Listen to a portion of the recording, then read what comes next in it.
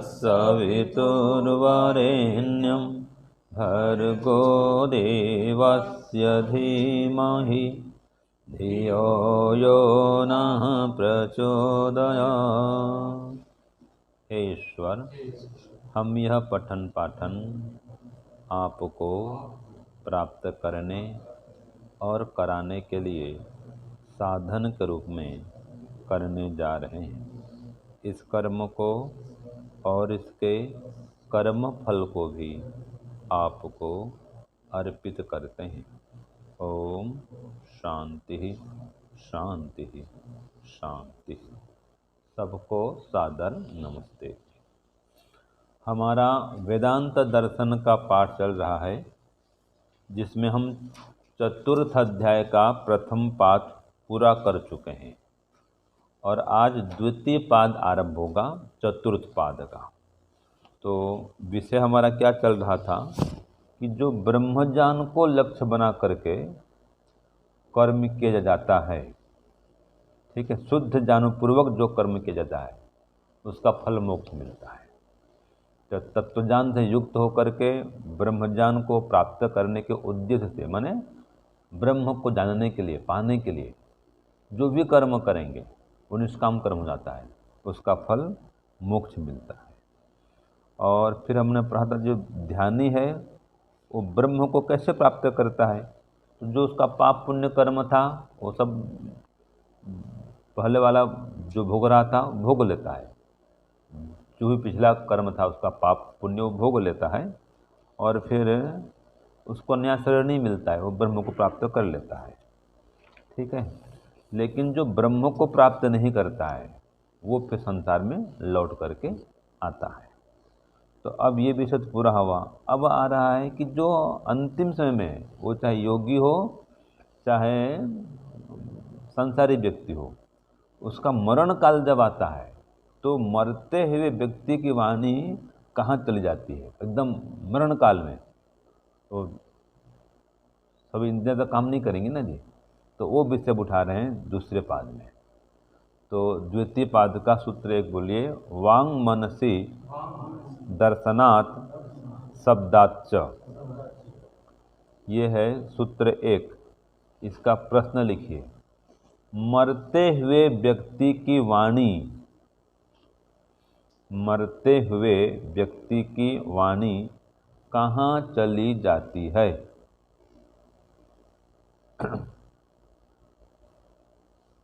ये प्रश्न हुआ।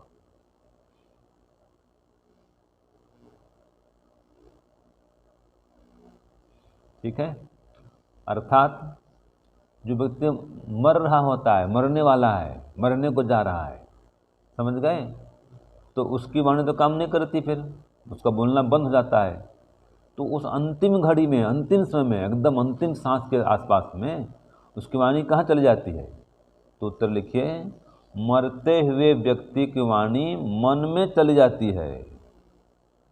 मन में, मरते हुए व्यक्ति की वाणी मन में चली जाती है, मन में चली जाती है। ऐसा लोक अथवा शास्त्र में देखा जाने से, ऐसा लोक अथवा शास्त्र में देखा जाने से, ठीक है। तो हम देखते हैं मरण काल में अनेक व्यक्तियों को उनका बोलना चालना बंद हो जाता है, आपने भी देखा होगा, हैं, मृत्यु काल में उसकी वाणी काम नहीं करती है। तो वाणी कहाँ चली गई? मन में, माने मन में जाकर वो लुप्त हो गई या अथवा मन में समा गई, ये भी कह सकते हैं। तो ये प्रथम पाद का प्रथम सूत्र ये कहता है।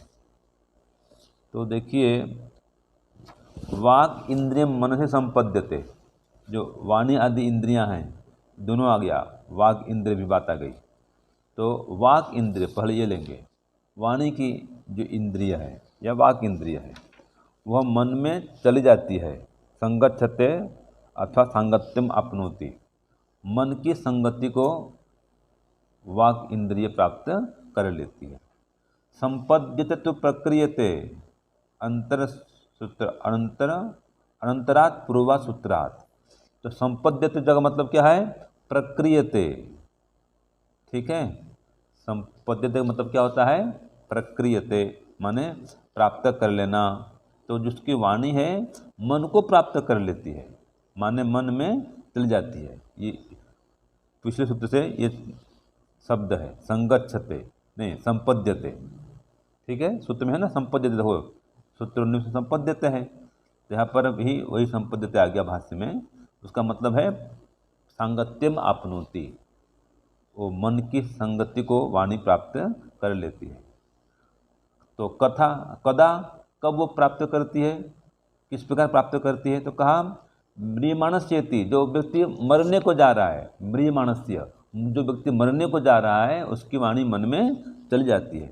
कुतः कैसे जानेंगे, का दर्शनात् खलु लोके, लोक में देखा जाने से ऐसा, और अवलोक्यते ही लोके ही म्रियमाण होती तस्य वाक वृत्तिर मनसी समाप्यते, जो मरने को जा रहा होता है उसकी जो वाक वृत्ति है मन में जाके समाप्त हो जाती है।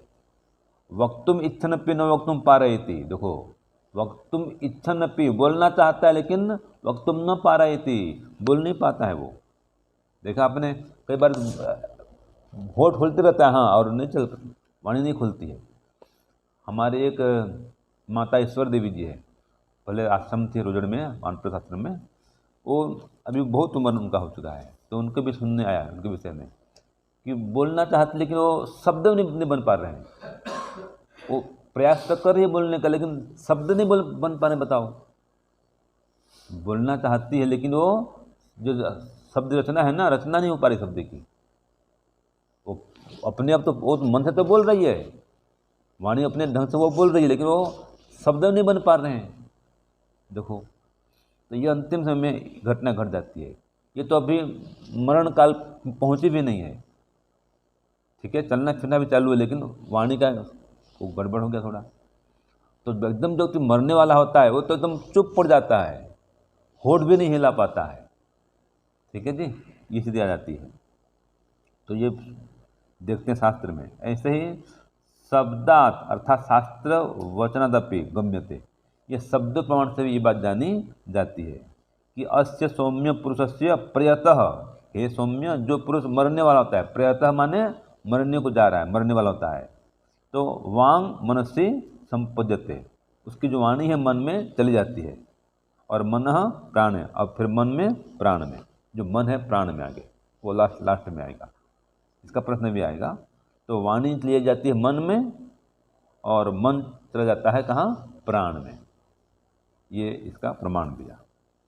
तो ठीक है, अब ये कह रहा है कि ठीक है भाई, अगर ऐसी स्थिति है तो अब बताओ कि वाणी चली गई मन में, तो मन कहाँ चला जाता है, मरते हुए व्यक्ति का जो मन है वो कहाँ चला जाता है। और इसके पहले और आ रहा है कि सर्वाणी इंद्रियां, ठीक है, वाक इंद्रिय तो चली गई मन में, बाकी सभी इंद्रियां कहाँ जाएंगी, फिर मन कहाँ जाएगा, ये सारे विषय भी आने वाले हैं। तो सूत्र 2 बोलिए, अतः एव सर्वाणि अनु, हाँ सर्वाणि माने सभी इंद्रियां, ठीक है, वो उसका ही अनुसरण करते हैं। अनु माने अनुसरण करते हैं, किसका करते हैं अनुसरण, वाक इंद्रिय का। लिखो प्रश्न, मरते हुए व्यक्ति की सभी इंद्रियां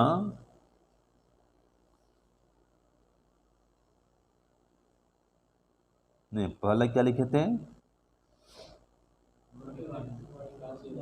हाँ, मरते हुए व्यक्ति की सभी इंद्रियां कहाँ चली जाती हैं। सब पहले तो वाणी थी, अब सभी इंद्रियां। तो मरते हुए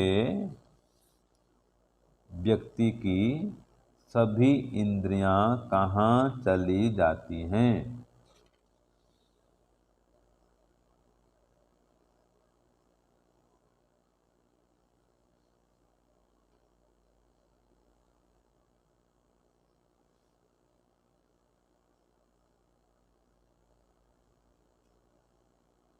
तो लिखिए, मरते हुए व्यक्ति की सभी इंद्रियां मन में चली जाती हैं।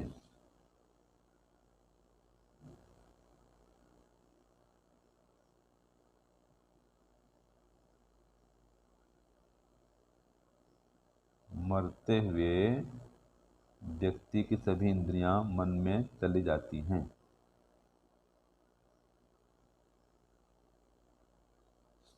ठीक है, तो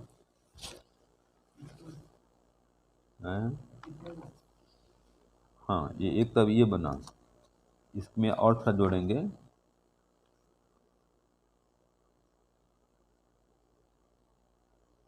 हाँ, मरते हुए व्यक्ति की सभी इंद्रियां मन में चली जाती हैं। ठीक है, जैसे मरते हुए व्यक्ति की वाणी मन में चली जाती है। जैसे मरते हुए व्यक्ति की वाणी मन में चली जाती है।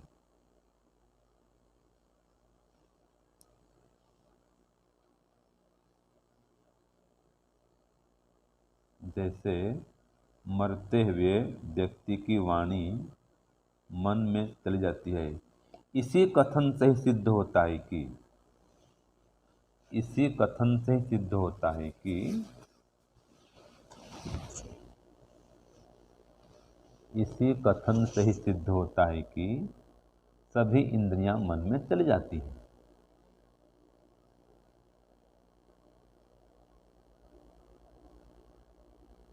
इसी कथन से ही सिद्ध होता है कि सभी इंद्रियां मन में चली जाती हैं।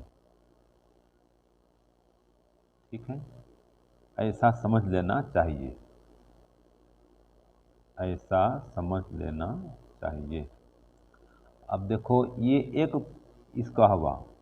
अब इसी का दूसरा पार्ट लिखिए, दूसरे प्रकार से इसको लिखिए। प्रश्न 2 को और प्रकार से दिखा रहा हूं। क्या मरते हुए व्यक्ति की, लिखिए प्रश्न 2 का ही लिखिए, लिखिए। हाँ जी, प्रश्न 2 का ही एक और स्वरूप लिखिए। हैं, लिखिए तो समझने के लायक है। क्या मरते हुए व्यक्ति की सभी इंद्रियां मन में चली जाती हैं? ये प्रश्न ऐसा बनेगा, क्या मरते हुए व्यक्ति की सभी इंद्रियां मन में चली जाती हैं? यह कैसे सिद्ध होता है?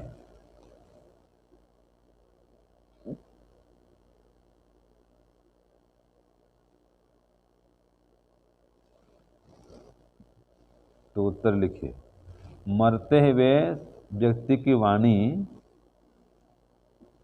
मन में चली जाती है, इसी कथन से सिद्ध होता है कि सभी इंद्रियां भी मन में चली जाती हैं। समझ गए कि अतः वह कहा ना जी, तो इसी कथन से ही सिद्ध होता है कि उसकी जैसे वाणी चली गई इंद्रियों में, ये मन में चली गई वाणी, वाक इंद्रिय, ऐसे सभी इंद्रियां भी मन में चली जाती हैं। हो गया। अब सूत्र 3, मरते हुए व्यक्ति का मन कहाँ चला जाता है? इंद्रियां गई मन में, अब मन कहाँ जाएगा भाई? ये प्रश्न हुआ सूत्र 3 में। मरते हुए व्यक्ति का मन कहाँ चला जाता है? तो सूत्र क्या है 3 का? तन मन प्राण उत्तरात्। ये सूत्र है 3 का, तन मन प्राण उत्तरात्। तो प्रश्न क्या हुआ उसका कि मरते हुए व्यक्ति का मन कहाँ चला जाता है ना? उत्तर लिखिए, मरते हुए व्यक्ति का वह मन, या वह मन इसलिए बोल रहे हैं कि सूत्र में तत् मन दिया है। ठीक है, तो मरते हुए व्यक्ति का मन प्राण में अर्थात महत तत्व में चला जाता है। प्राण में अर्थात महत तत्व में चला जाता है, ऐसा शास्त्र के अगले वचन से जाना जाता है। ऐसा शास्त्र के अगले वचन से जाना जाता है। ठीक है जी, तो देखो स्पष्ट कर दिया कि यस्मिन् मनसि सर्वाणि वाक् इंद्रियाणि संपद्यन्ते संविशन्ति तत्खलु मनः प्राणे संपद्यते। आ गया ना कि जिस मन में सारी इंद्रियां, वाणी सहित सारी इंद्रियां समा जाती हैं, तो वह जो मन है प्राणे संपद्यते, वह मन कहाँ चला जाता है? मन में नहीं, वह जो मन है प्राण में चला जाता है। और यहाँ पर प्राण मन क्या हमको बताया गुरु जी ने? महतत्व। ठीक है, हाँ अजय, मन अहंकार से बनता है, तो उसका आगे यहाँ पर अहंकार को उल्लेख नहीं दिया है, सीधा उसको समझने को बता दिया कि उसमें चला जाता है, महत्व में सीधा जोड़ दिया गया इसको। ठीक है, तो इसको आगे कहा ना, लोके खलु उत्तर क्रम दर्शनाथ, आगे ऐसा देखा जाने से, शास्त्र जो हो, शास्त्र से उत्तर वचना, शास्त्र उत्तर वचन है कि दृश्यते खलु लोके प्राण निःसरण अवसरे, जब प्राण निकलने को आता है तो मूर्छा अचेतनता व संजायते, तो मूर्छा अवस्था आ जाती है, अचेतनता आ जाती है, अचेतना आ जाती है। उस समय कह रहा है मनः प्राणे संपद्यते, जो मन है प्राण में चला जाता है। तो वैसे तो उत्पत्ति तो अहंकार से हुई है, सांख्य कर्म में अहंकार से उत्पत्ति हुई है, तो अहंकार भी कह सकते हैं, लेकिन हमको गुरु जी ने यहाँ पर लिखा दिया था कि महत्त्व, तो ये भी आखिर के जाएगा महत्त्व में। और आगे इसलिए आ रहा है कि फिर लास्ट में जो आ रहा है ना कि वो महत्त्व कहाँ चला जाता है, तो फिर जाता है उसमें जीवात्मा में। तो इसलिए अहंकार का बीच में क्रम को लोप कर दिया गया है, तो क्रम अहंकार का, लेकिन आगे अहंकार के बाद में फिर महत्त्व नहीं आया, सीधा महत्त्व कहाँ चला जाता है, ऐसा आ गया है। अगला जो प्रश्न है सूत्र 4 का लिखिए कि वह महत्त्व कहाँ चला जाता है, तो इसलिए अहंकार को उड़ा दिया गया, लेकिन उसमें निहित है। हाँ जी प्रवीण जी, अहंकार उसमें निहित है, ठीक है ना, छुपा हुआ है मतलब।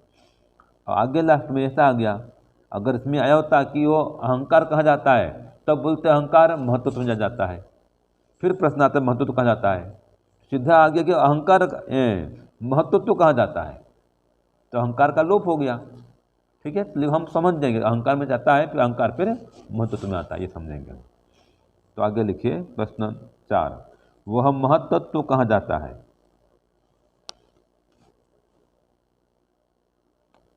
तो उत्तर लिखिए, वह महत्त्व अध्यक्ष रूप जीव में चला जाता है। वह महत्त्व अध्यक्ष रूप जीव में चला जाता है, माने उसके साथ चला जाता है। यहाँ पर क्या करेंगे, कहीं जीव में तो घुस जाएगा जी वो, ठीक है, तो इसका लिखना पड़ेगा, ब्रैकेट में लिख दीजिए भले,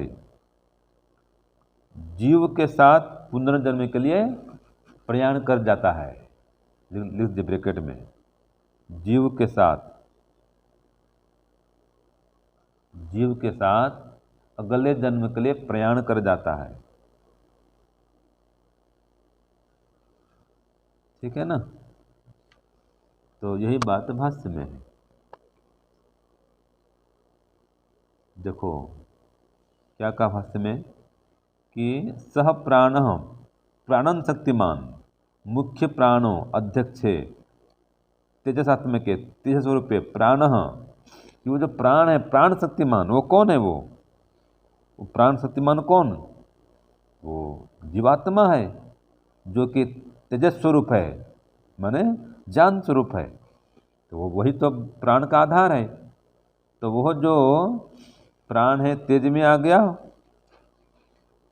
प्राण कहा तेजस्वी, और वो फिर तेज कहा चला जाता है, आत्मा का एक प्रकार स्वरूप है वो।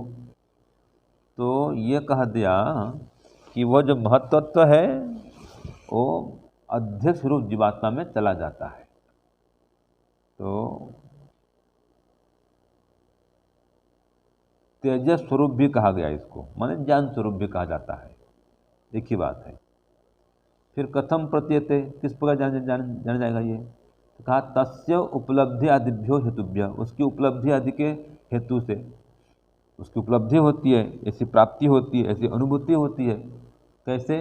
तो कहा एवं एवं आत्मानम अंतकाले सर्वे प्राण अभिस्मयंती, कि अंत काल में इस आत्मा के पास में ही सारे प्राण चले जाते हैं। ठीक है, सर्वे प्राण अभिस्मयंती में उसमें समाहित होते हैं, किसमें जाकर के? वो जीवात्मा में जाकर के, मतलब जीवात्मा साथ में चली जाती हैं। तो यत्र एतद ऊर्ध्वश्वासी होती, जब ऊर्ध्वश्वासी होता है मतलब श्वास उखड़ने लगता है, अंतिम काल में क्या होता है? श्वास उखड़ने लगता है। जब देखते ना फिल्म आदमी में आता है ना, सांस तेज चलता है फटाफट, ऐसे ये होके फिर खत्म हो जाता है। तो उस समय तम उत्क्रामंतम प्राणोत्क्रामती, तो उस जीवात्मा के निकलने से सारे प्राण भी निकल जाते हैं, सभी इंद्रियां भी निकल जाती हैं। तो यहाँ पर तेज ही आत्मगुण उष्माख्य, ये न शरीर उष्मायते। तेज माने क्या है? पर आत्मा गुण है, सूत्र में ना तेज। वो तेज कौन है? आत्मा है। उष्मा अर्थात जिसके माध्यम से शरीर में उष्मा का संचार होता है। शरीर में गर्मी है, किसी गर्मी शरीर में है, आत्मा की गर्मी है। आत्मा निकलते शरीर ठंडा पड़ जाता है। कभी छुआ किसी लाश को आपने देखा? कभी लाश को? आत्मा निकलते शरीर ठंडा पड़ जाता है, फिर बोलते हैं हाँ शरीर ठंडा पड़ गया, आत्मा नहीं है। जब तक आत्मा शरीर गर्म है, निकलते शरीर से आत्मा निकलते शरीर ठंडा पड़ जाता है। ठीक है, तो सूत्र 4 भी ये पूरा हो गया। ओम शांति शांति शांति, सर्वेभ्यो नमः। सबको सादर नमस्ते।